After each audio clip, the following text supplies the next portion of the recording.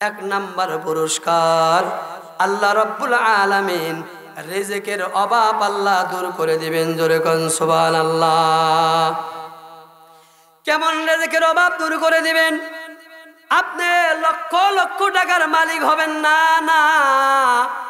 আপনি গরিব থাকতে পারেন, রিক্সা চালায় খাইতে পারেন, শ্রমিকগিরি করতে পারেন, কিন্তু আল্লাহ রাব্বুল আলামিন ওই কামাইয়ের ভিতরে আল্লাহ পাক এত বরকত দিবেন, আপনারা কোনো টেনশন থাকবে না, চিন্তা থাকবে না, কোনো পরোয়া থাকবে না। আল্লাহ পাক এমন বরকত দিবেন, বরকত এক জিনিস আর উন্নতি আর এক জিনিস। উন্নতি হইলে সেই বরকত পায় না। ও দুনিয়ার মুসলমানেরা, লক্ষ লক্ষ টাকার মালিক দেখবেন তাদের ভিতরে কোনো শান্তি নাই, আর রাত্রিতে ঘুম আসে না, চোরের ভয়, ডাকাতের ভয়, কত শত্রুর ভয়। লক্ষ লক্ষ টাকার মালিক, আর যারা নামাজ পড়ে, 5 ওয়াক্ত নামাজ পড়ে, শীতের রাত্রিতে ঠান্ডা পানি দা ওযু করে যারা নামাজ পড়ে, আর যারা নামাজ পড়ে না তারা আরো টিটকারি করে, আমরাই কত ভালো, দেখ আমরা নামাজ পড়ি না, তারপরেও তো আল্লাহ পাক আমাদেরকে ধনী বানায় দিতেছে।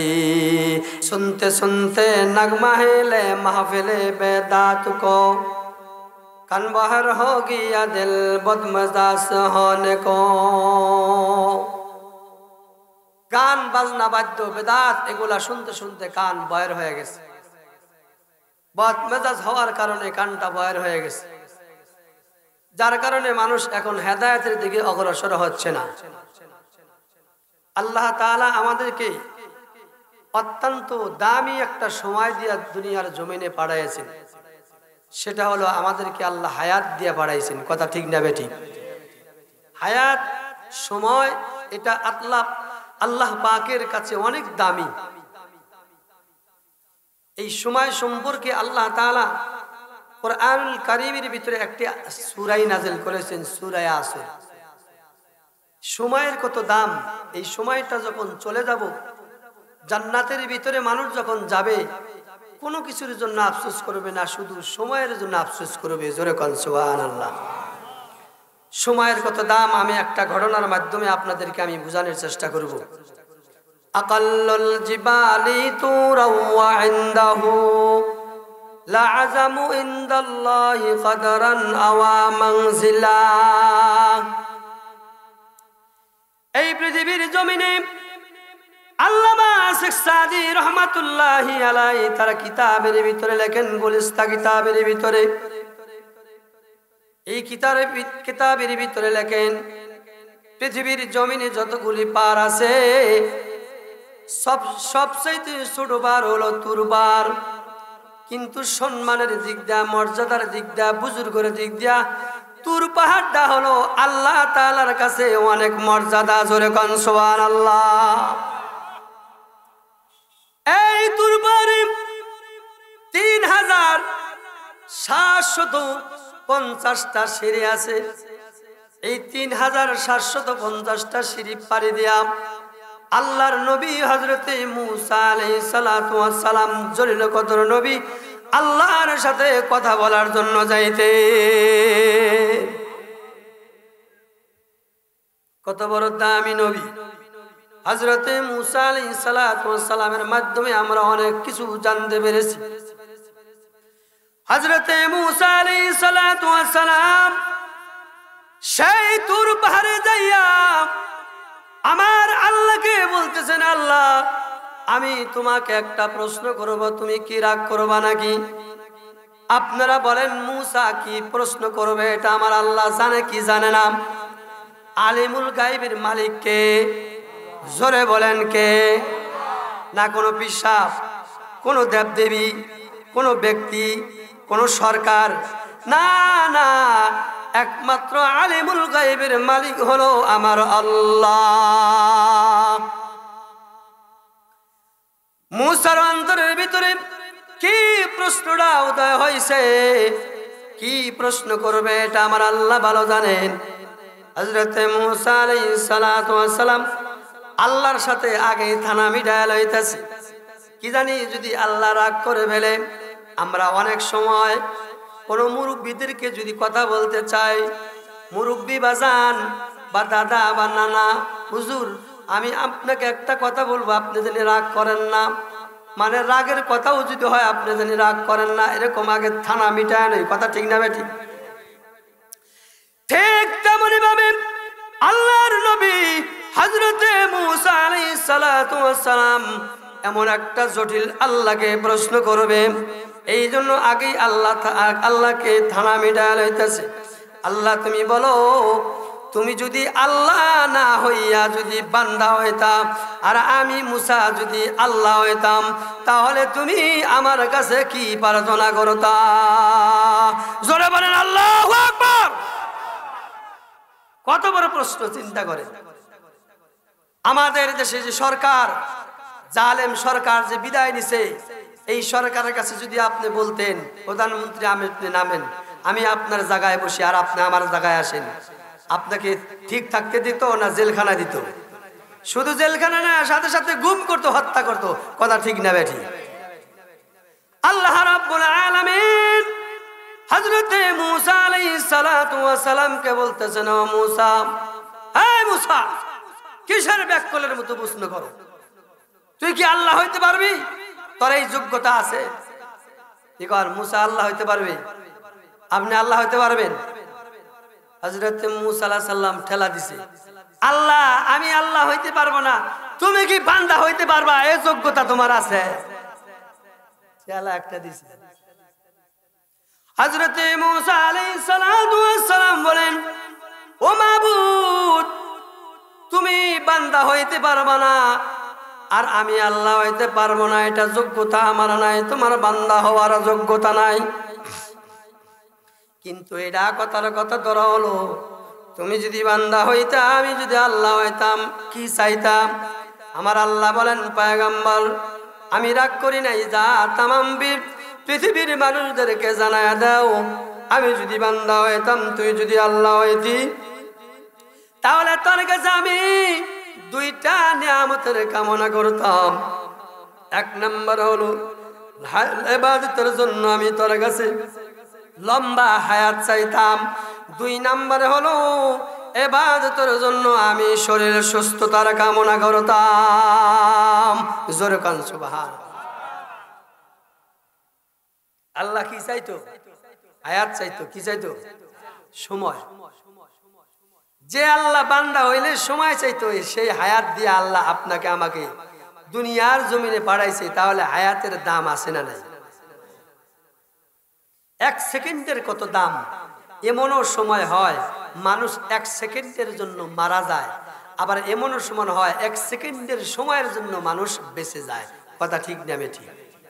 এই বিদ্যুতের ভিতরে যদি আপনি হাত লাগান, সাথে সাথে হাত লাগান, আপনি হাত লাগানো শেষ, এক সেকেন্ডে আগেই মনে করেন বিদ্যুৎ চলে গেল, আপনি মরবেন।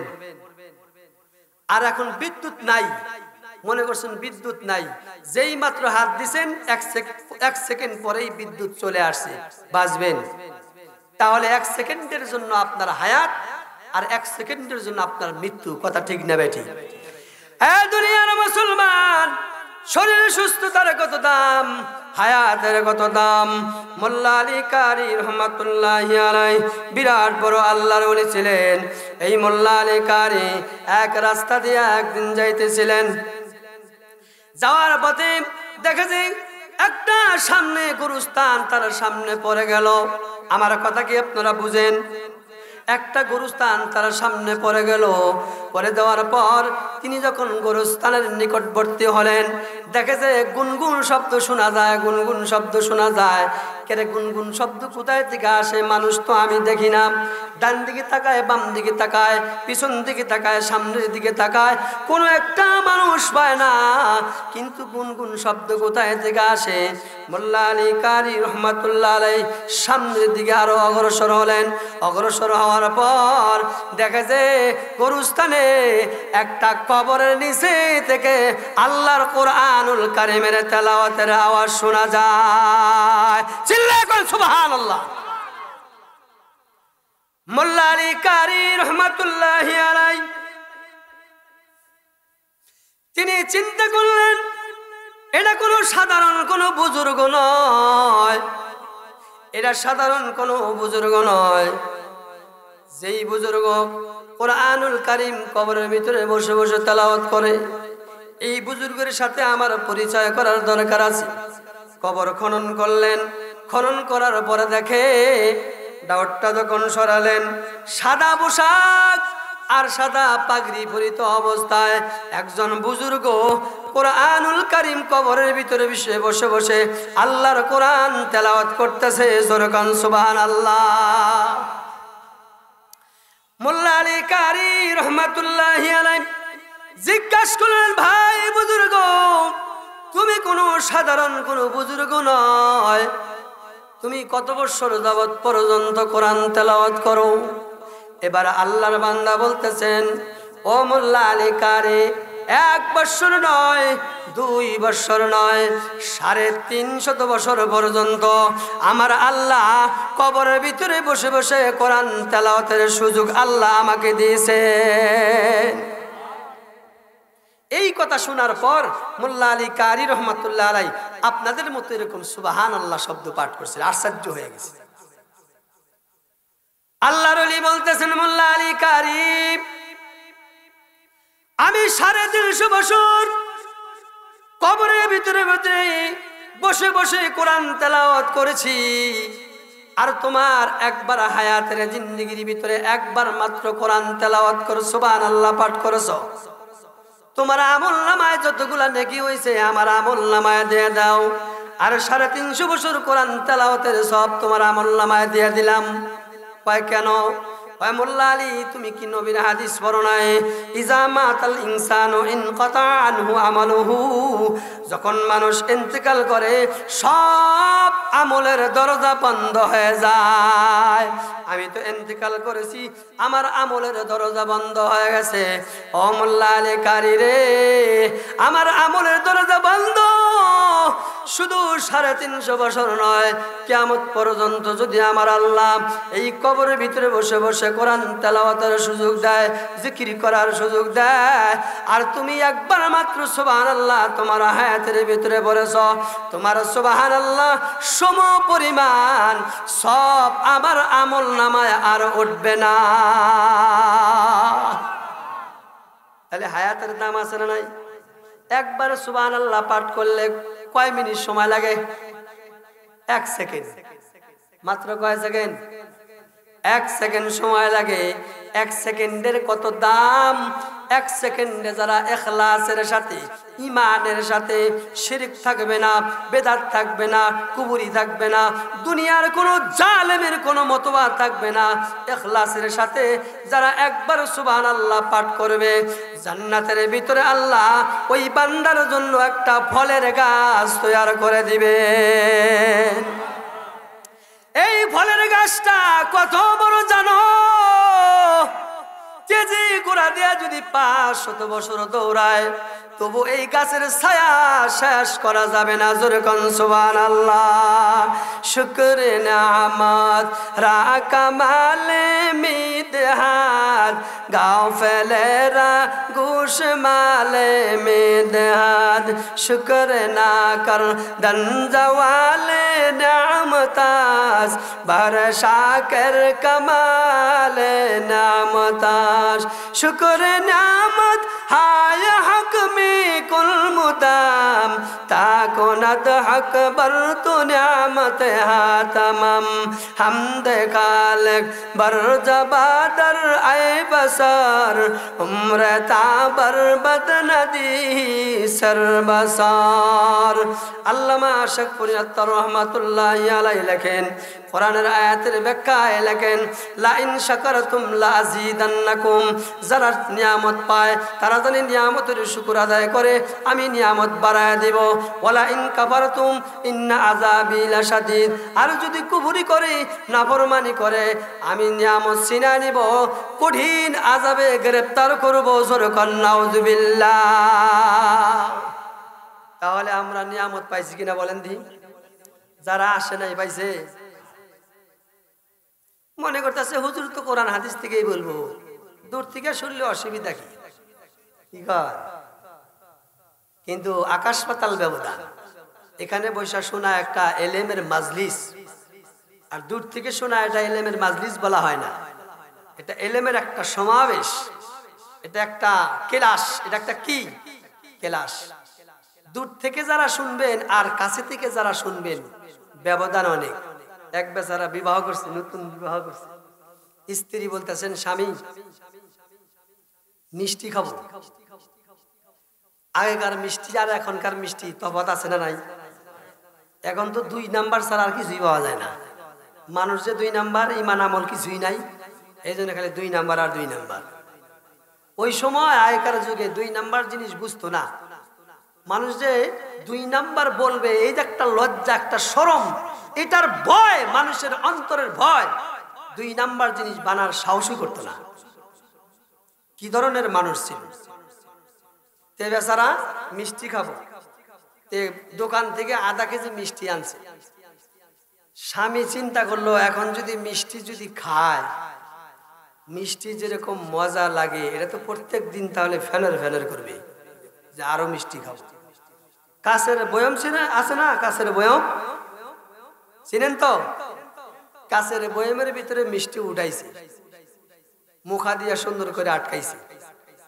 স্ত্রীকে বলছে, স্ত্রী লম্বা টাইম খাইতে পারবা, কাছের বয়মের উপরটা চাটলে এই মিষ্টি জীবনে আর ঘুরাবে না, লম্বা টাইম খাইতে পারবা। আপনারা বলেন, কাছের বয়মের ভিতরে মিষ্টি রেখে উপরটা চাটলে কোনদিন মজা পাওয়া যাবে? আসতে বলেন, কে মজা পাওয়া যাবে? ঠিক তেমনি ভাবে যারা আজকের সমাবেশে এসে উপস্থিত হয়ে আপনারা ওয়াজ শুনতে আসছেন, আপনারা সরাসরি মিষ্টি খাচ্ছেন, যারা বাহিরে ঘোরাফেরা করে বাহিরটা শুনে, এরা কাছের বয়মের মতো উপরটা মিষ্টি চাড়ার মতো। কথা ঠিক না বেঠি? লম্বা টাইম আলোচনা করব না, যেহেতু একটা প্রসিদ্ধ আয়াতে কারিমা তেলাওয়াত করেছি, নেক এবং আমল সম্পর্কে কিছু কথা বলবো, কোরআন এবং হাদিস থেকে কথা বলবো। ফাও কোনো আলাপ করবে না, এটা আমার অভ্যাসই নাই। অনেক মানুষ আছে যে ফাও আলাপ করে আর সময়টা শেষ করে দেয়। আমার কাছে কোরআন এবং হাদিস ছাড়া আর কিছু শুনতে পাবেন না। প্রসিদ্ধ একখানা আয়াত তেলাওয়াত করেছি, সে আয়াতটা আপনারা সকলেই জানেন, জানেন না? মিনহা খালাকনাকুম ওয়া ফিহা নুঈদুকুম ওয়া মিনহা নুখরিজুকুম তারাতান উখরা। এটার অর্থ হলো যে আল্লাহ তোমাকে মাটি থেকে সৃষ্টি করেছিলেন, ওয়া ফিহা নুঈদুকুম, আবার পুনরায় তোমাকে মাটির ভিতরে দাফন করা হইল, ওয়া মিনহা নুখরিজুকুম তারাতান উখরা, এবং তোমাকে আবার পুনরায় আল্লাহ হাসরের ময়দানে জীবিত করে উঠাইবেন। এটা হলো আয়াতের সাদামাটা তর্জমা। এটার অনেক ব্যাখ্যা আছে, ব্যাখ্যা আমরা অনেকেই জানি না, সেই ব্যাখ্যাটা আমি আপনাদের করে যাব। মিনহা খালাকনাকুম, তোমাকে মাটি থেকে বানাইলেন আল্লাহ। মাটি দিয়ে কেন বানাইলেন? আশরাফ আলী থানভী রহমাতুল্লাহ আলাইহি এটার ব্যাখ্যা লিখছেন, দারুল আমাল। মিনহা খালাকনাকুম মানে তোমাকে মাটি থেকে বানাইয়া তোমাকে, পুরা জমিনটা হলো দারুল আমাল, অর্থাৎ আমলের ঘরে আল্লাহ তোমারে বানায়া পাড়ায়া দিছে। জোরে কোন সুবহানাল্লাহ। তাহলে পুরা জমিনটা হলো আমলের ঘর। এই যে ঘরের ভিতরে যেরকম ছাদ থাকে, বেড়া থাকে, এই জমিনটা হলো বিছানা, আকাশটা হলো ছাদ, এই পুরা জমিনটাই হলো একটা ঘর। এই পুরা ঘরটা আল্লাহ ইবাদতের ঘরে আল্লাহ আমাকে আপনাকে পাঠাইছে। শুদ্ধ অজুদাস রহমাতাল লিল আলামিন, মসজিদে ও শুধা মারো এ জমিন, সৈয়দুল কাউনাইন খতমুল মুরসালিন, আখিরা মুদবুদ ফুকুরুল আউয়ালিন। পুরা জমিনটা আল্লাহ রাব্বুল আলামিন আমলের ঘর, মানে পুরা জমিনটা আল্লাহ মসজিদ বানায় দিছে। জোরে কোন সুবহানাল্লাহ। বনি ইসরাইলের যুগে যেখানে মনে সেখানে ইবাদত চলতো না, খাস করে মসজিদে নামাজ পড়া লাগতো। কিন্তু উম্মতে মুহাম্মাদের জন্য আমার আল্লাহ রহমত হিসাবে পুরা জমিনটা আল্লাহ মসজিদ বানায় দিছে। তাহলে মসজিদ হলো 2 প্রকার। জোরে বলেন, কয় প্রকার? একটা মসজিদ হলো খাস মসজিদ, আর একটা মসজিদ হলো আম মসজিদ। এই যে মসজিদের উদ্যোগে মাহফিলের আয়োজন করা হয়েছে। এই মসজিদটা হলো খাস মসজিদ। আর আপনি এখানে যেখানে বসে আছেন এই মসজিদটা হলো আম মসজিদ। এই জন্য এখানে যদি আপনি নামাজ পড়েন আপনার নামাজ হবে কিনা? জোরে বলেন হবে কিনা? হবে। কেন হবে? এটা মসজিদ। তাম পৃথিবীটা এটা হলো মসজিদ। আপনার ঘরটাও হলো মসজিদ, আপনার রয়ে জমিনটা মসজিদ, আপনার বাজারটাও মসজিদ। দেবদেবীর ঘর আছে, মূর্তির ঘর আছে, ওই মূর্তির ঘরটাও মসজিদ। সব জায়গায় আল্লাহ মসজিদ বানায় রাখছে। এই জন্য সব জায়গায় আল্লাহর ইবাদত চলে, সব জায়গায় আল্লাহর সিজদা চলে। এখন আমি আপনাদেরকে প্রশ্ন করি, মসজিদে আমরা নামাজ পড়ি হলো ফরজের জন্য আল্লাহ মসজিদ বানাইছি। সুন্নত নামাজ বাড়িতে পড়া ভালো, ঘরে পড়া ভালো। নফল নামাজ বাড়িতে পড়া ভালো। মহিলারা ফরজও পড়ে, নফলও পড়ে, সুন্নতও পড়ে, ফরজও পড়ে। আপনি ঘরের ভিতরে সুন্নত নামাজ পড়লেন, ঘরের ভিতরে নফল নামাজ পড়লেন। শুধু মসজিদে আইসা আপনি 2 রাকাত বা 4 রাকাত ফরজ নামাজ আদায় করলেন। এখন আপনারা বলেন আজ মসজিদে নামাজ বেশি হইল না ঘরের ভিতরে নামাজ বেশি হইল? কোনে? ঘরের ভিতরে নামাজ বেশি হয় নাই? ও দুনিয়ার মানুষ, সুন্নত নফল আপনার ঘরে পড়া ভালো। আপনার বিবি সাহেব সুন্নত নফল ঘরের ভিতরে পড়ে, ফরজও পড়ে, আর আপনি শুধু মসজিদে পড়েন। তাহলে আপনার সুন্নত বেশি হলো, নফলও বেশি হলো। আপনার বিবির সুন্নত নফল বেশি হলো, ফরজও বেশি হলো। আর খাস মসজিদ শুধু আল্লাহ পাক জামাতের জন্য আল্লাহ মসজিদ বানায় দিছে। জামাতের জন্য এক মুসল্লি আর এক মুসল্লির খবর নেওয়ার জন্য, সামাজিকতা খবর নেওয়ার জন্য আল্লাহ পাক মসজিদে জামাতের আল্লাহ ব্যবস্থা করেছেন। জোরে জোরে কোন সুবহানাল্লাহ। এখন এই মসজিদে যদি কোনো ব্যক্তি টিভি রাখে, এক ব্যক্তি টিভি চালায়, আপনারা কি সহ্য করতে পারবেন? এখন আপনি বলবেন যে জীবনে নামাজ পড়ে না, সেও ব্যক্তি ফতুয়া দিবে, এই ব্যাককলের ব্যাককল, কোন সাহসে মসজিদে টিভি নাস? কথা ঠিক না বেঠিক? জোরে বলেন কথা ঠিক না বেঠিক? ব্যাককলের ব্যাককল, তুই কোন সাহসে মসজিদে টিভি নাস? নামাজ পড়ি না তাই তুই তোরে কি মসজিদে টিভি নিতে দিব? ও দুনিয়ার মুসলমান, এই মসজিদের ভিতরে টিভি নিলে আপনার বাধা আসে, আপনার অন্তর থেকে বাধা আসে, বিবেকে বাধা দেয়। আপনার ঘরটা যে আল্লাহ মসজিদ বানায় দিছে, আপনার ঘরটাও তো আল্লাহ মসজিদ বানায় দিছে, বাজারটা তো আল্লাহ মসজিদ বানায় দিছে, পুরা জমিনটাও তো মসজিদ বানায় দিছে। তাহলে আপনার ঘরের ভিতরে যে টিভি আছে, কোনোদিন আপনার বিবেক কি বাধা দিছে ঘরের ভিতরে টিভি রাখা যাবে না? তাহলে আপনার ঘরেও মসজিদ, এটাও মসজিদ। এই মসজিদে টিভি রাখলে আপনার বিবেক বাধা দেয়, তাহলে আপনার ঘরে যে টিভি আছে এটাও মসজিদ। এই মসজিদে টিভি রাখলে আপনার মনে কেন বাধা দেয় না? বোঝা গেল পূর্ণাঙ্গ ঈমান হাসিল করতে পারি নাই। কথা ঠিক না ঠিক?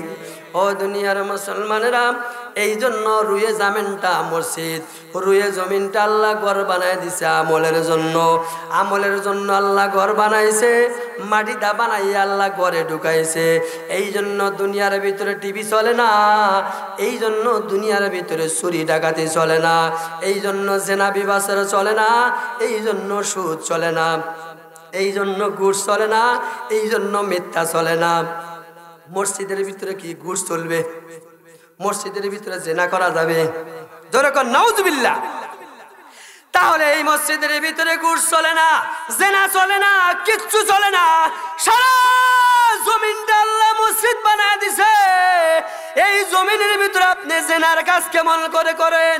এই জমিনের ভিতরে আপনি কেমন করে ঘুষ নেন?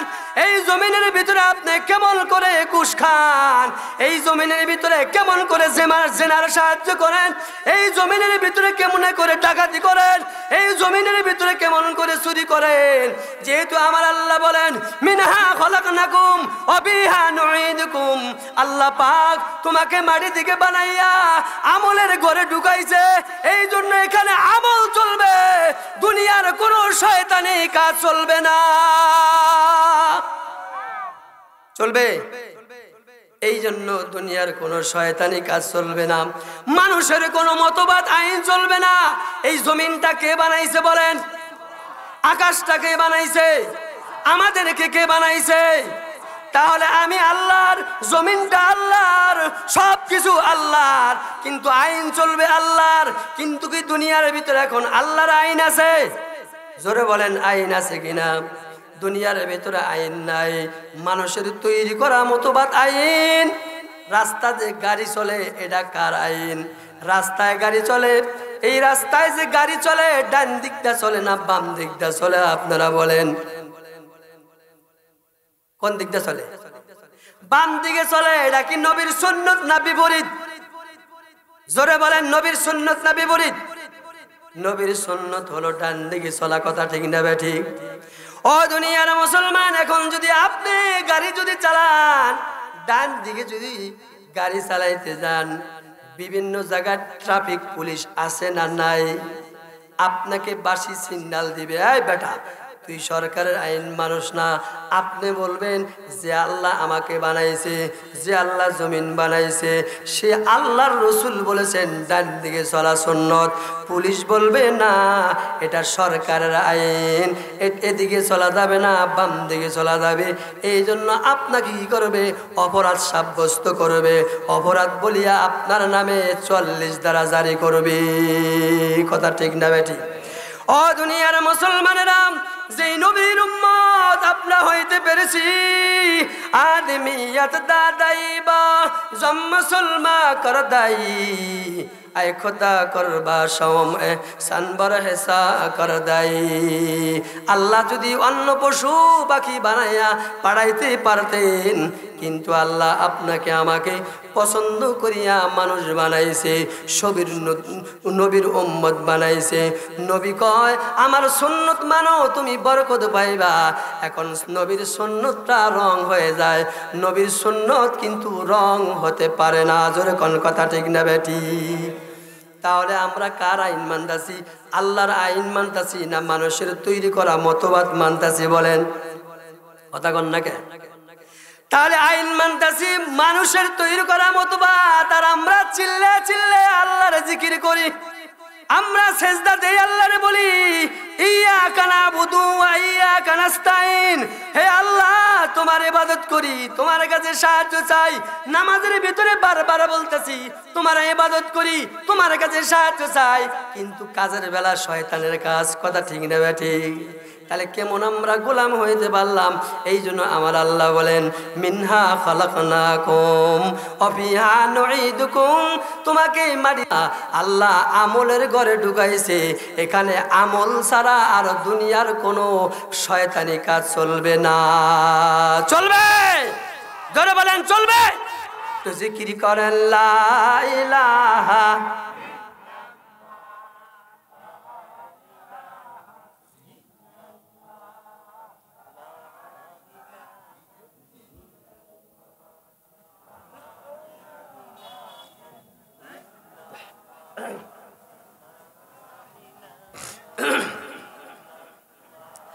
জোরে লা ইলাহা ইল্লাল্লাহ। একটু আগে আগে বসেন, দেখতে ভালো দেখা যায় না, সামনে ফাঁকা জায়গা পুরা করেন। লা ইলাহা ইল্লাল্লাহ, লা ইলাহা ইল্লাল্লাহ,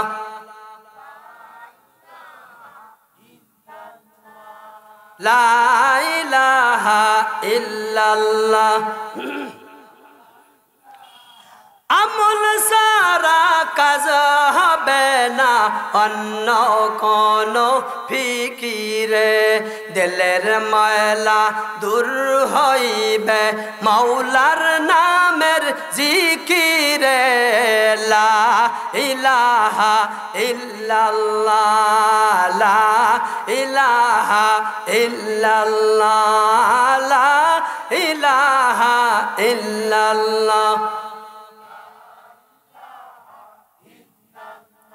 লা ইলাহা ইল্লাল্লাহু মুহাম্মাদুর রাসূলুল্লাহ সাল্লাল্লাহু আলাইহি ওয়াসাল্লাম। তাহলে মাটি দিয়ে বানাইয়া এই গড়টা হলো, এই আসমানটা, জমিনটা হলো আমলের ঘর। কিসের ঘর? তাহলে আমল করার দরকার আছে না নাই? আমল ছাড়া কিচ্ছু চলবে না। অফিহা নুঈদুকুম, যখন মানুষ মৃত্যুবরণ করে তখন আমরা এই পয়েন্ট পড়ি, অফিহা নুঈদুকুম, তোমাকে মাটির ভিতরে আবার দাফন করা হইল। প্রথম চল দিয়া বললাম মিনহা খলাকনাকুম, তোমাকে মাটি থেকে বানানো হয়েছিল, আমলের ঘরে ঢুকানো হয়েছিল। এখন দ্বিতীয় চলটা কি করি? মাঝখানে দেওয়া লাগে অফিহা নুঈদুকুম, তোমাকে মাটির ভিতরে দাফন করা হলো। এটার অর্থ হলো দারুল ইন্তেজার, কবরটা হলো তোমার অপেক্ষা করার জায়গা। দুনিয়ার ভিতরে তোমাকে বানাইয়া আমলের ঘরে ঢুকাইছিল, তোমার দুনিয়ার হায়াত শেষ, তোমার কবরের জিন্দেগি এখন তোমার অপেক্ষা করা লাগবে। ওয়ামিনহা নুখরিজুকুম তারাতান উখরা, তৃতীয় নাম্বার পয়েন্ট হলো ওই পায়ের কাছে দেওয়া লাগে। আর তৃতীয় নাম্বার হলো আবার পুনরায় তোমাকে মাটি থেকে আবার সৃষ্টি করে আল্লাহ জিন্দা বানায়া উঠাইবেন। এর অর্থ হলো দারুল জাযা, অর্থাৎ তোমাকে এখন বদলা দিবে, অর্থাৎ আমলের প্রতিদান দিবে। জোরে কোন সুবহানাল্লাহ। এখন কি আপনারা বুঝছেন? তাহলে আল্লাহ তাআলা প্রথম মাটি দিয়ে বানাইয়া আমাদেরকে আমলের ঘরে ঢুকাইছে, দ্বিতীয় মাটি দিলাম মাঝখানে। এটা কি বললাম? যে তুমি এখন এখানে অপেক্ষা করো। কি করো? অপেক্ষা করো। তৃতীয় চল যখন মাটি দিলাম, তাকে ওই ব্যক্তিকে আমি বললাম তোমাকে পুনরায় আবার উঠাইয়া তোমাকে আল্লাহ বদলা দিবেন। জোরে কোন সুবহানাল্লাহ। কিন্তু এখানে একটা মাসআলা আপনারা জেনে নেন। মাসআলা হলো এখানে তিনটা পয়ের আছে। কয়টা পয়ের? মিনহা খলাকনাকুম, এক চল মাটি মাথার কাছে দিবেন। অফিহা নুঈদুকুম, দ্বিতীয় নাম্বার হলো চল ওই যে মাঝখানে দিবেন। অমিনহা নুখরিজুকুম তারাতান উখরা, এটা পরে আপনি পায়ের কাছে দিবেন। তাহলে তিন চল মাটি তিন জায়গায় দেওয়া লাগবে। কয় চল মাটি? আর আমরা কি করি? ইমাম সাহেব খালি ছাগলের হররিনাদার মতো বলে দেয় মিনহা খলাকনাকুম অফিহা নুঈদুকুম অমিনহা নুখরিজুকুম তারাতান উখরা। কোন পয়েরে কোন জায়গায় মাটি দিলেন, এটা কি সুন্নতকে আপনি আদায় করছেন? কথা কন না কেন? হবে আদায়? তাহলে আপনি মাটি দিবার গেলেন একজন মুসলমান, কোন ভাবে মাটি দিতে হয় এটাও আমার সুন্নত জানা নাই, আমি কোন ধরনের মুসলমান হইলাম। ও দুনিয়ার মুসলমান, আল্লাহর গোলাম, আপনাকে এটা বলতে হবে। যে ব্যক্তি মারা যায় ওই ব্যক্তিকে বলতে হবে। প্রথম চুল মাটি দিয়ে আপনি তাকে বললেন তোমাকে মাটি থেকে বানাইয়া আমলের ঘরে ঢুকাইছাল, তোমার হায়াতের জিন্দেগি শেষ, মাঝখানে দিবেন তোমাকে অপেক্ষা করার জায়গা, কবরে তুমি অপেক্ষা করো। তিন নম্বরে হলো পায়ের কাছে দিবেন, এটা হলো আখেরাত। তিন নম্বরে হলো আখেরাত, অর্থাৎ পরকালে তোমাকে বানাইয়া উঠাইয়া জিন্দা করিয়া তুমি যে আমল করেছিলা অপেক্ষাও করতাল, এখন তোমার আল্লাহ বদলা দিবে, বিনিময় দিবে। জোরে কোন সুবহানাল্লাহ। ও দুনিয়ার মুসলমানেরা, আল্লাহ পাক মাটি থেকে বানাইয়া আমলের ঘরে দিয়েছিল। এই যে আমরা কিন্তু আল্লাহর কাছে ওয়াদা দিয়ে আসছিলাম। কি ওয়াদা দিয়ে আসছিলাম? রুহের জগতে আমার আল্লাহ বলেছিলেন আলাস্তু বিরব্বিকুম, আমি কি তোমাদের প্রভু নয়? আমরা সব মানুষ বলেছিলাম হ্যাঁ আপনি আমাদের প্রভু। আল্লাহ বলেন তোরা স্বীকার করলি, মুখে স্বীকার করলে, এবার বাস্তবে দেখা, প্র্যাকটিক্যালে দেখা। এবার আল্লাহ রাব্বুল আলামিন আদমের দুই পাশে রূহ দাঁড়া করালেন। ডান পাশের রূহ কিছু সেজদা করলো, কিছু দাঁড়ায় রইলো। বাম পাশের রূহ কিছু সেজদা করলো, কিছু দাঁড়ায় রইলো। আল্লাহ পাক আবার দ্বিতীয় হুকুম করলেন, এবার ডান পাশে যত রূহ ছিল সব আল্লাহর সেজদা করেছে, বাম পাশের একটাও সেজদা করে নাই। জোরে কোন নাউজুবিল্লাহ। আদম আলাইহিস সালাতু ওয়াস সালাম কান্নাকাটি শুরু করে দিলেন, আল্লাহ রহস্য বুঝতে পারলাম না। আমার আল্লাহ বলেন আদম রে, তোমার সন্তানের তকদির নামা এখনো হয়ে গেল, কে জান্নাতি আর কে জাহান্নামী, প্রত্যেকটা রূহ তার যোগ্যতার পরিচয় দিয়া গেল। ডান পাশের রূহ এরা যারা সবগুলাই জান্নাতি, আর বাম পাশের রূহ যারা এরা সব জাহান্নামী। জোরে কোন নাউজুবিল্লাহ। ইগন আল্লাহ দুনিয়াতে না পাঠাইয়া ওই সময় জাহান্নামে দিতে পারতে কি পারতেন না? জোরে বলেন, পারতে কি পারতেন না? আল্লাহ কয় যা আরেকটা সুযোগ দিয়ে দিলাম, যা ডান পাশ বাম পাশে যারা সেজদা করস নাই, আর একটা সময় তাদের দুনিয়ার জগৎ দিয়া দিলাম। এখানে আমি কোরআন পড়াবো, হাদিস পড়াবো, হাদিসের অনুসরণ করে যদি তোরা আমাকে সেজদা দিয়ে আসতে পারস, আমি আল্লাহ ডানপন্থী বানাইয়া জান্নাতে দিয়া দিব। জোরে কোন সুবহানাল্লাহ, আরো জোরে কোন সুবহানাল্লাহ। এখন প্রশ্ন হলো, বাম পাশে প্রথম একবার সেজদা করেছিল, দ্বিতীয়বারে একটাও সেজদা করে নাই। ডান পাশে প্রথম কিছু সেজদা করেছিল, কিছু সেজদা করেছিল না। এরা কারা? মুফাসসিরিনে কেরাম লেখেন, ডান পাশে যারা দুইবার সেজদা করেছে এরা হলো নবী এবং রাসূল। দুনিয়াতে নবী এবং রাসূল দ্বারা একটাও আল্লাহর নাফরমানি কাজ চলবে না। এই জন্য নবীরা হলো মাসুম, এদের কোনো গুনাহ নাই। জোরে কোন সুবহানাল্লাহ। ডান পাশে যারা প্রথম সেজদা করে নাই, দ্বিতীয়বার সেজদা করছে, এরা প্রথম জীবনে বেঈমান থাকলেও শেষ জীবনে তওবা ইস্তিগফার পড়িয়া কালেমা পড়ে মুসলমান হইয়া এরা সব জান্নাতে যাবে। প্রথম বাম পাশের প্রথমবার যারা সেজদা করেছিল, দ্বিতীয়বার সেজদা করে নাই, এরা হলো মুনাফিক। অর্থাৎ যারা একবার সেজদা করে নাই এরা হলো আবু জেহেল, এরা হলো উতবা, এরা হলো সাইবা, এরা হলো আবু লাহাব, এরা হলো ফেরাউন, এরা হলো এরকম নমরুদ। এই ধরনের মানুষ যারা আছে এরা একবারও সেজদা করবে না। এদের সিলসিলা যারা একবারও সেজদা করবে না। প্রথমবার যারা সেজদা করেছিল এরা হলো মুনাফিক। অর্থাৎ প্রথমে ঈমান আনবে, শেষ জীবনে দুনিয়াদার হইয়া তাগুতকে মানিয়া এরা বেঈমান হইয়া মারা যাবে। জোরে কোন নাউজুবিল্লাহ। তাহলে রূহের জগতে আল্লাহ প্র্যাকটিক্যাল নিছে। আল্লাহ কয় তাহলে প্র্যাকটিক্যাল দুনিয়াতে আমাকে দেখাইতে হবে। এই জন্য দুইটা সেজদার মাধ্যমে আমরা আল্লাহকে সেজদা দেখাইয়া আমরা আল্লাহকে মানতাছি। কয়টা সেজদা? প্রত্যেক রাকাতে কয়টা সেজদা? এখন দেখেন সেজদা কি কয়, তাফসীর শুনেন।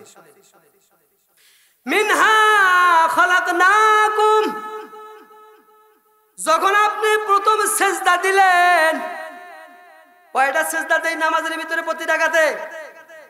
প্রথম সেজদা যখন আপনি দিলেন, মিনহা খালাকনাকুম, আপনি সেজদা দিয়া আল্লাহরে বুঝায়া দিলেন, আল্লাহ তুমি আমাকে মাটি থেকে সৃষ্টি করিয়া আমলের ঘরে পাঠাইছিলা। প্রথম নাম্বার সেজদা দিয়া এই আয়াতের স্বীকার করলেন। জোরে কোন সুবহানাল্লাহ। কথা কি বুঝাইতে পারছি? এখন আবার সেজদা থেকে মাথা উঠাইছেন। এখন দ্বিতীয়বার আবার সেজদায় গেলেন। দ্বিতীয়বার সেজদা দিয়া আপনি আল্লাহকে বললেন, অবিহা নুঈদুকুম, আল্লাহ তুমি আমাকে মৃত্যু দিয়া এই মাটির ভিতরে দাফন করাইবা। দ্বিতীয় সেজদা দিয়া আপনি এই আয়াতের সাক্ষী দিলেন, প্রমাণ করে দিলেন, প্র্যাকটিক্যালে দেখায়া দিলেন। দ্বিতীয় সেজদা থেকে যখন মাথা উঠাইবেন তখন আপনি বললেন, অমিনহা নুখরিজুকুম তারাতান উখরা, আয় আল্লাহ পুনরায় আবার আমাকে কিয়ামতের ময়দানে জীবিত করিয়া উঠাইবেন।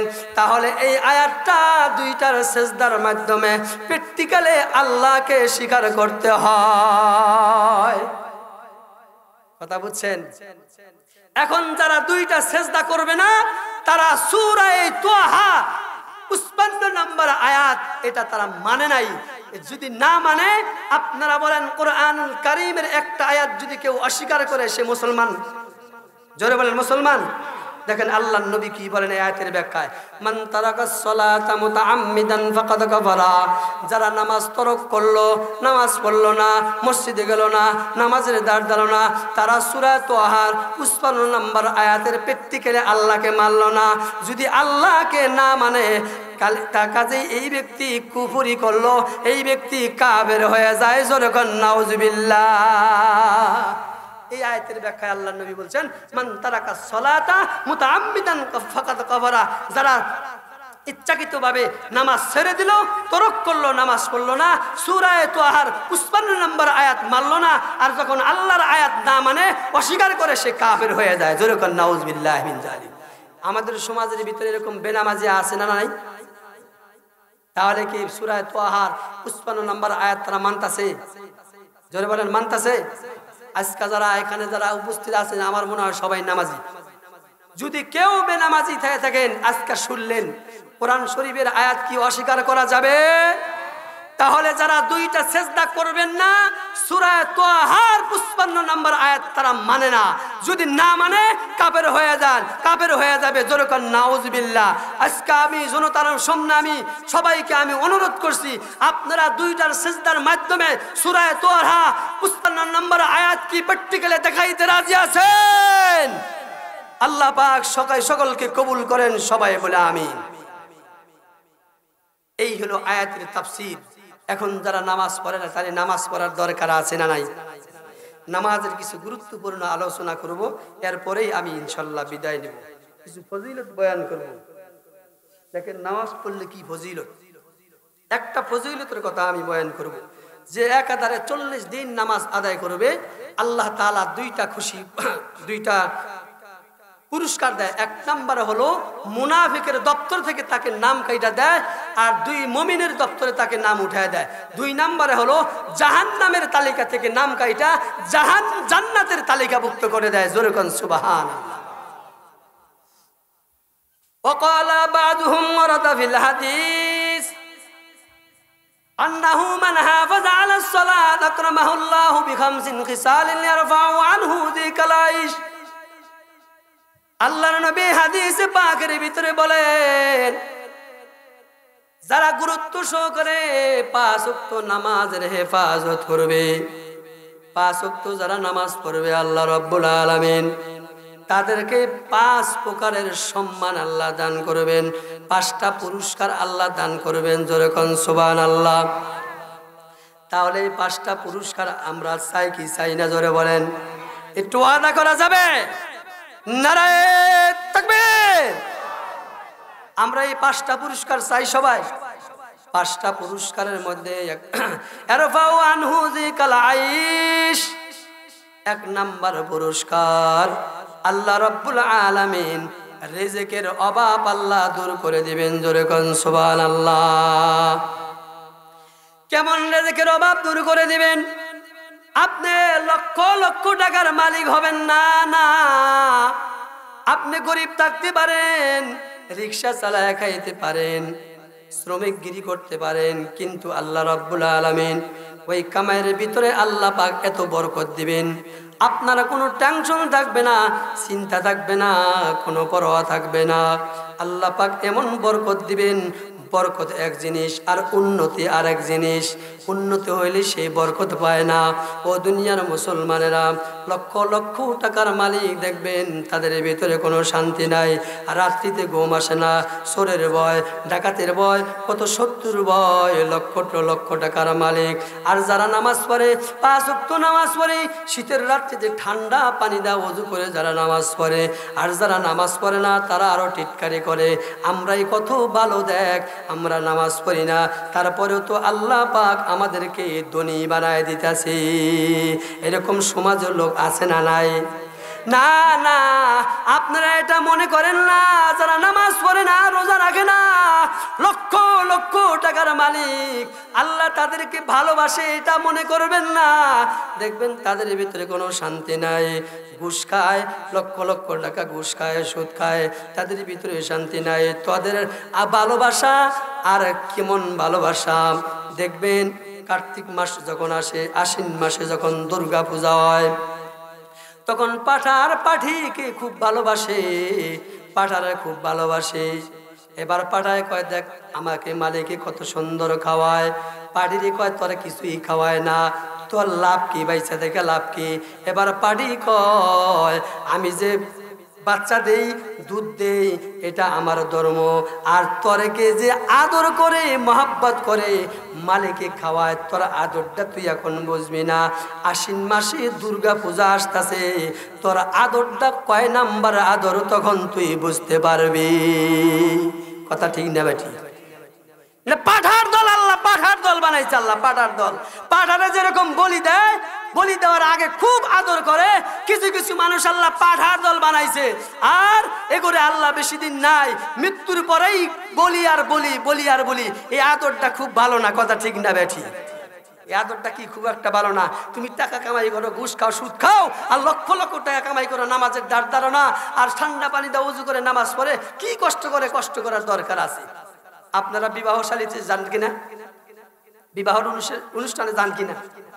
এই বিবাহ অনুষ্ঠানে কাঁচা মরিচ দেয় না, পেঁয়াজ দেয় না? কত কত মানুষ কাঁচা মরিচ খায় মজা পায়, খুব জাল ধরতেছে, খুব জাল ধরতেছে, ঠিক না বে ঠিক? আর এক শ্রেণীর মানুষ কি বোকার বোকাতে হুশ পাড়তেছে, তারপরেও খায়। কাঁচা মরিচের ভিতরে কি যে মজা এটা তো জানে না, কথা ঠিক না বে ঠিক? কাঁচা মরিচের ভিতরে যে মজা, ও যে হুশ পাড়তেছে আর চোখটা পানি আসতেছে, এই কষ্টটা কাঁচা মরিচের স্বাদের কাছে এটা হার মানছে, যার কারণে চোখটা পানি বের হওয়ার পরেও কাঁচা মরিচ খায়, কথা ঠিক না বে ঠিক? আল্লাহর সাথে গভীর মহব্বত, ঠান্ডা পানি দা ওযু করে যে নামাজ পড়ি, কি মহব্বত, এটা যে কি মজা, তুই বেঈমান জানবি কি, কথা ঠিক না বে ঠিক? আর তুই পাঠার দল, তুই বুঝবি না, কথা ঠিক না বে ঠিক?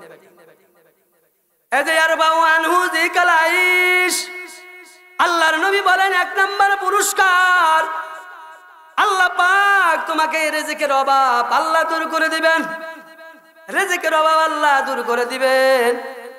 এক ব্যক্তি রিকশা চালায়, দিন আইনা দিন খায়, আর এক ব্যক্তি 1 মাস পরে ফাঁসি হবে, আর 1 মাস পরে কি হবে? ফাঁসি হবে। আদালত ম্যাজিস্ট্রেট ফাঁসির আসামির যা খাইতে মনে চায় তাই ফ্রি করে দিছে। বাংলাদেশ শেরাটন হোটেল যেটা আছে তোর জন্য ফ্রি করে দিলাম। কেন? তোর তো আর হায়াত নাই, 1 মাস, মাত্র 1 মাস। কয় মাস? এখন এই ফাঁসের কাজটি আসামি হইয়া সারাদিন ঘুরে আর ফিরে ওই শেরাটন হোটেলে খায়। আর এক রিক্সাওয়ালা কয় যে তুই কয় টাকা কামাই খরচ বেড়া? কয় 200 টাকা। 200 টাকা তো আমার তো এক বেলাই নাস্তা হয় না। আমাকে বাংলাদেশ সরকার 1 মাসের জন্য একবারে হোটেল ফ্রি করে দিছে, তা আমার মতো হইতে পারস না? রিক্সাওয়ালা কয় তোর সাফার দাঁত ভেঙে গেলাম বেড়া, আমি যে 200 টাকা কামাই করি আর বিবি বাল বাচ্চা এনে খাই, এটা আমার ধর্ম, এটা আমি আল্লাহর শুকরিয়া আদায় করি। তোর এই ফাঁসির কাজটির আসামির চাইতে তোর 1 মাস পরে ফাঁসি হবে, এই জন্য তোর শেরাটন হোটেলে ফ্রি করে দিছে। তোর এই ফাঁসির কাজটির আসামের চাইতে আমার 200 টাকা কামাই করা অনেক ধন্য। জোরে বলেন ঠিক না বেঠিক? ও দুনিয়ার মানুষ, আমার আল্লাহর নবী বলেন, এক নম্বর পুরস্কার দুনিয়াতে যেটা রিজিকের অভাব আল্লাহ দূর করে দিবে। আপনাদের ঘুম আসতেছে? নারায়ে তাকবীর, একটু হাতটা নাড়াচাড়া করেন জোরে জোরে। নারায়ে তাকবীর, আরো জোরে নারায়ে তাকবীর। আল কোরআনের আলো, কোরআন ছাড়া অন্য কিছু স্লোগানও দিতে পারেন না। তার মানে মানি না, মানবো না এই কথা বলতে পারেন না, তার মানে এর মধ্যে ভেজাল আছে। হুজুর মানবো, কোরআন ছাড়া অন্য কিছু মানবো, কথা ঠিক না? আল্লাহর নবী বলেন, এক নাম্বারে হলো আল্লাহ রিজিকের অভাব দূর করে দেবে। 2 নাম্বার ওয়াযাবিল কবর, 2 নাম্বার হলো আল্লাহ কবরে আযাব আল্লাহ হটায় দিবে। জোরে কোন সুবহানাল্লাহ। কবরে আযাবটা যদি আল্লাহ হটায় দেয়, আর কোনো চিন্তা আছে? জোরে বলেন, আরো চিন্তা আছে? কোনো চিন্তা নাই। ও দুনিয়ার মানুষ, আপনাকে কেমন করে কবর আযাব হটায় দিবে রে? 3 লক্ষ টাকা নিয়ে আপনি মনে করেন এই মধুপুর সোনালী ব্যাংকে থেকে 3 লক্ষ টাকা উড়াইছেন। উঠানোর পরে আপনার পিছনে পিছনে চোর ডাকাত গুন্ডাইরা পিছ ধরছে। আপনি যখন কিছু দূরে চলে যাবেন, এই গুন্ডারা আপনার কাছ থেকে টাকা ছিনতাই করে নিয়ে যাবে। এখন আপনি বলেন, 3 লক্ষ টাকার সাথে যদি র্যাব বাহিনীর প্রধান থাকে, আর্মি বাহিনীর প্রধান যদি কেউ যদি থাকে, তাহলে কি ডাকাত সামনে আসতে পারবে? আপনারা বলেন। ও দুনিয়ার মুসলমানেরা, ও দুনিয়ার মুসলমান, ঠিক তেমনই ভাবে কবর আযাব আল্লাহ কেমন করে হটাইবে? আপনারা যখন নামাজ পড়বেন, নামাজের ভিতরে কোরআন তেলাওয়াত করবেন, নামাজের ভিতরে ইস্তিগফার পড়বেন, নামাজের ভিতরে তাসবিহ তাহলিল পড়বেন, নামাজ এরকম তেলাওয়াত মাতার কাছ থেকে দারোয়ানের ভূমিকা পালন করবে। ডান দিকে নামাজ দাঁড়ায় যাবে, রব বাহিনীর ভূমিকা পালন করবে। বাম দিক থেকে এরকম ভাবে রোজা রব বাহিনীর ভূমিকা পালন করবে। এরকম পায়ের কাছ থেকে পাম্পার দিক থেকে এরকম দন সৎকার রব বাহিনীর ভূমিকা পালন করবে। একটা আযাব, অনেক আযাব সন্ত্রাস বাহিনী আসতে যাইবে, আপনার ইবাদত গুলা কোনো আযাব আসতে দিবে না। জোরে কোন সুবহানাল্লাহ। এখন তো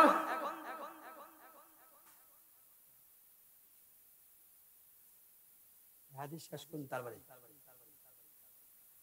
কি করেন আপনারা? হাদিস শেষ করুন। ও দুনিয়ার মুসলমানেরা, আল্লাহ রাব্বুল আলামিনের হাবিব বলেন, এখন তো নামাজ পড়ে না, নামাজের ধার ধারে না, কিন্তু যখন মরে যায় ইমাম সাহেব তো চাকরি করে, কয় ইমাম সাহেব কয় বিসমিল্লাহি ওয়া আলা মিল্লাতি রাসূলিল্লাহ, নবী গো আপনার মিল্লতে রেখে গেলাম।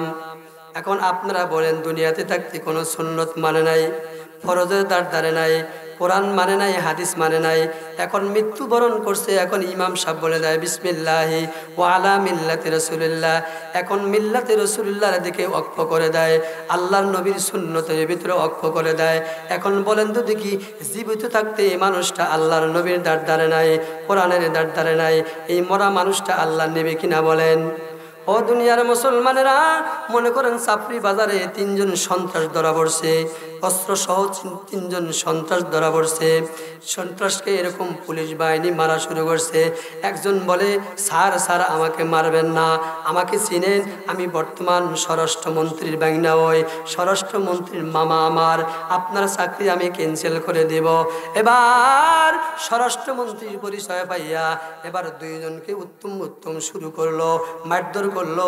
এবার 3 নম্বর লোকটারে বাঁচাইয়া দিল, দুধ কলা খাওয়া শুরু করলো, এখানে থাক, তুই জানি তার স্বরাষ্ট্রমন্ত্রীর কাছে বলস না আমি তোকে মারছি।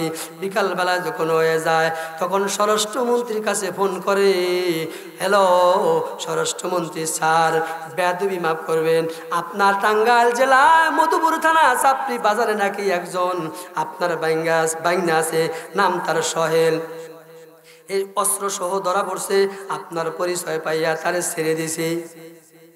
এই কথা বলতেছে ফোন করে। এখন স্বরাষ্ট্রমন্ত্রী কয়, কিসের বাইঙ্গারে, কি বাজাল পারস?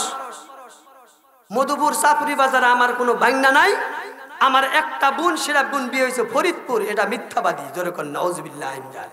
এখন বলেন দিকে বাসপার জন্য মিথ্যা কথা বলেছিল, এখন সত্য প্রমাণ হলো আসলে বাইনা না।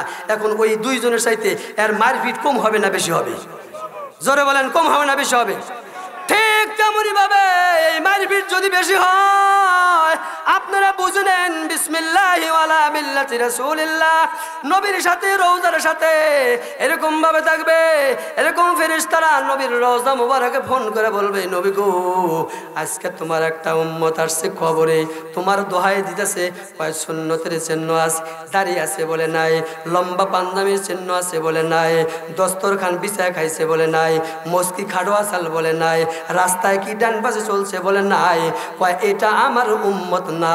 এখন আপনি বলেন বিসমিল্লাহি ওয়া আলা মিল্লাতি রাসূলিল্লাহ, ইমাম সাহেব বলে গেল, ফেরেশতারা ফোন করে কইল নবী কয় এটা আমার উম্মত নয়।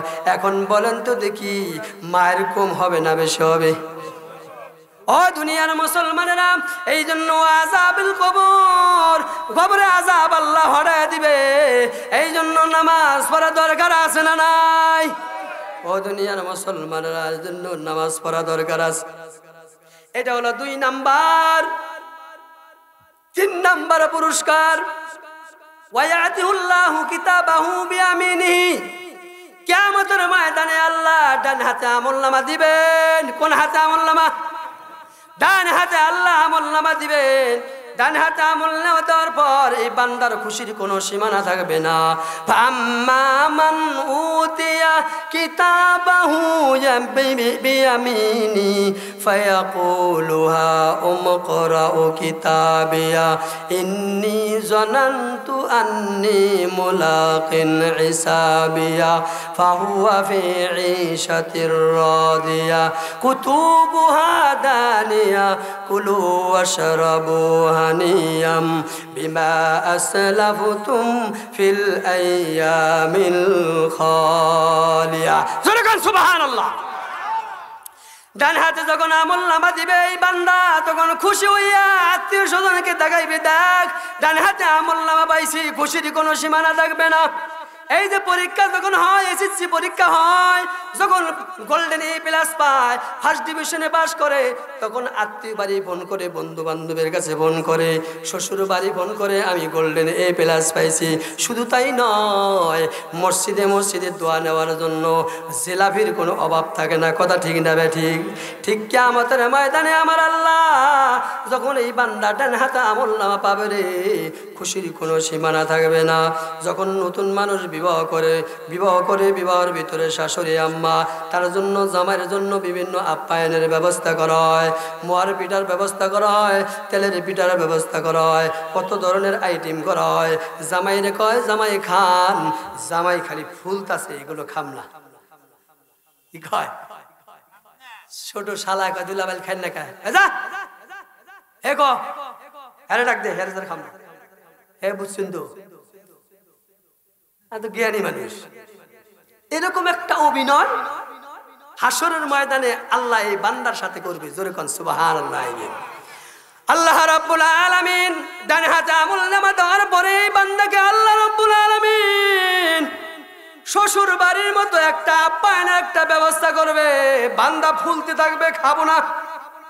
আমার আল্লাহ বুঝতে পারবে কিশোরে খায় না। জোরে বলেন কথা ঠিক না বেঠি?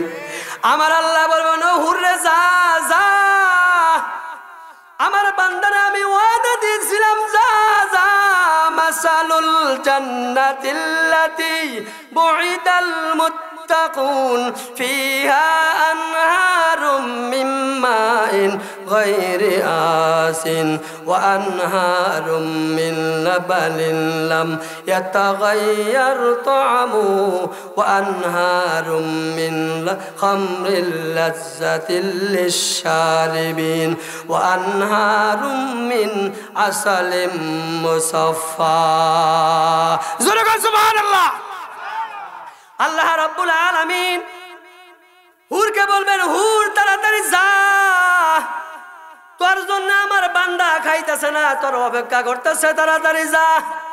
কিন্তু খালি হাতে গেলে চলবে না। আমি বান্দার জন্য সূরা মুহাম্মাদের ভিতরে আমি 4টা ওয়াদা দিছি। একটা হলো সচ্ছল কাছের পানি, সুন্দর পানি, একটা হলো মধুর নহর, পানির নহর, দুধের নহর, শরাবের নহর। এই 4টা নহর থেকে 4টা পেয়ালা করে বান্দার জন্য নিয়ে যা। শুধু নিয়ে গেলেই চলবে না, তুই খালি মুখে গেলে চলবে না। আমার বান্দা আমার ভয়ে দুনিয়ার জমিনে গান বাজনা শুনে নাই, আমার ভয়ে অশ্লীল কিছু দেখে নাই, নারী পর্যন্ত দেখে নাই, আমার মহব্বতে অশ্লীল কাজ করে নাই। আজকে আরবিতে গান গাইতে গাইতে যাবি। এবার হুরেরা মেশকাত শরীফের হাদিস 500 নম্বর 20টা হযরতে আলী রাদিয়াল্লাহু তাআলা হাদিসটি বর্ণিত। নাহানুল খালিদাতুন ফালা নাবিদু ওয়া নাহানুন নাইমাতু ফালা নাবাসু ওয়া নাহানুর রাজিয়াতু ফালা নাসকুতু তুবা লিমান কানা লানা ওয়া কুন্না লাহু। লাসপে পাখিগুলা লাসপে তখন বলবে কুলু ওয়াশরাবু হানিয়াম বিমা আসলাফতুম ফিল আইয়ামিল খালিয়া। স্বামী গো, দুনিয়ার জমিনে তুমি কত কষ্ট করেছিলা, তার পরিবর্তে আল্লাহ আমাকে পাঠাইছে 4টা নহর থেকে শরবত পাঠাইছে, খাও, তৃপ্তি সহকারে খাও। এই বান্দা যখন এই 4টা পেয়ালা থেকে এই 4টা জিনিস যখন খাবে, পানি খাবে, মধু খাবে, শরাব খাবে, আর যখন মধু খাবে তখন এই বান্দার ইশকের জ্বালা উঠে যাবে, প্রেমের জ্বালা উঠে যাবে। জোরে কোন সুবহানাল্লাহ। কিসের জ্বালা? জোরে বলেন কিসের জ্বালা?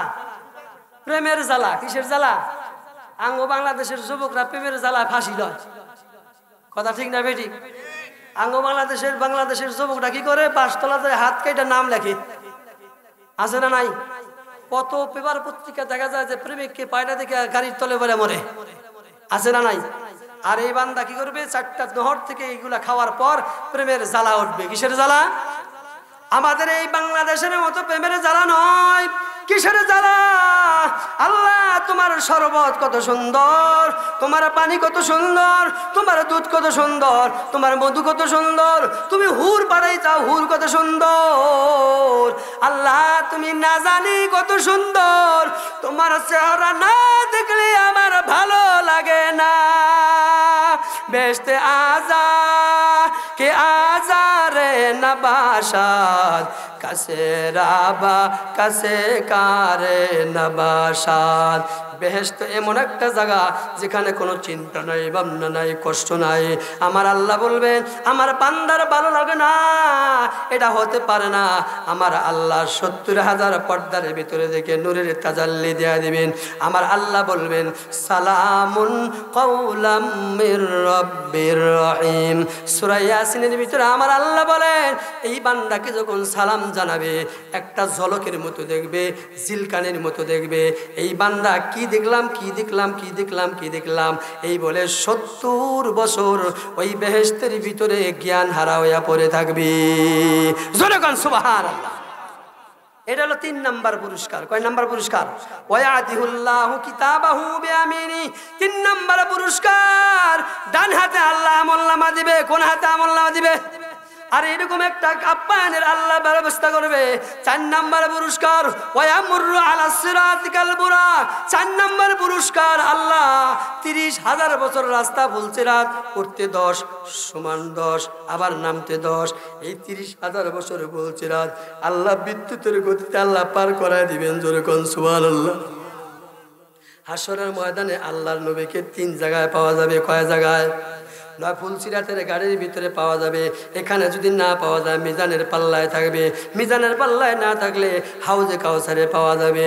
নবী দৌড়াবে, একবার হাউজে কাউসারে আসবে, একবার মিজানের পাল্লায় যাবে, একবার ফুলসিরাতের গাড়ি যাবে।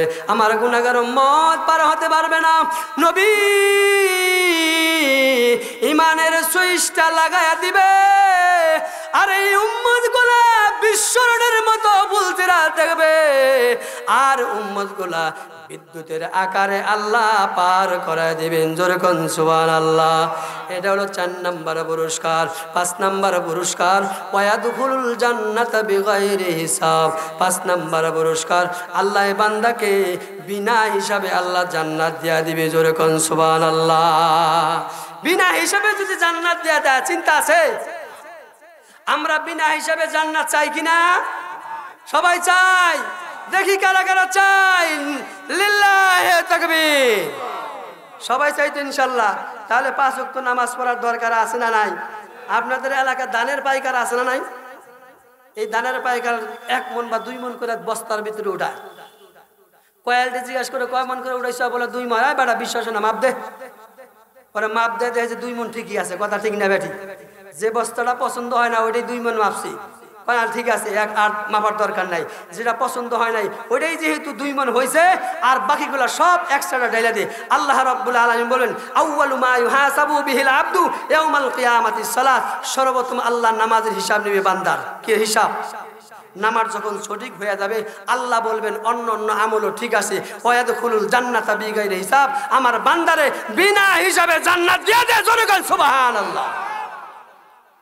আল্লাহ তাআলার নবী বলেছেন যারা 5 ওয়াক্ত নামাজ পড়বে 5 প্রকারের পুরস্কার আল্লাহ দান করবেন। এই জন্য যুবক ভাইয়েরা, বুড়া বাবাজিরা, এখন যারা নামাজ এখনো পড়তে শুরু করেন নাই, নামাজ পড়ার দরকার আছে না নাই? যদি পড়েন এই 5 প্রকারের সম্মান পাবো, আমরা পাবো। যদি না পড়ি তাহলে 5 প্রকারের সম্মান আশা করা যায় না। গাছ গাছ আমের গাছ কাঁঠালের আশা করলে চলবে? নামাজ পড়বেন না, 5 প্রকারের পুরস্কার আশা করলে চলবে? কোশ্চিনকালেও চলবে না। আমি সূরা তোহার 55 নম্বর আয়াতে কারিমার তাফসীর করলাম। কোনো ফাও কথা কিন্তু আমি বলি নাই, কোরআন এবং হাদিস থেকে বলছি। কথা ঠিক না বেঠিক? আল্লাহ তাআলা আপনাকে আমাকে সবাইকে ভুল বায়াত হইলে আল্লাহর কাছে ক্ষমা চাই, আপনাদের কাছে দোয়া চাই। আল্লাহ জানি আমাদেরকে 5 ওয়াক্ত নামাজ সঠিকভাবে আদায় করিয়া আমাদের সকলকে ঈমানের সাথে মৃত্যু হওয়ার তৌফিক দান করুন। সবাই বলে আমিন। ওয়া আখিরি দাওয়ানা আনিল হামদুলিল্লাহি রাব্বিল আলামিন। আসসালামু আলাইকুম।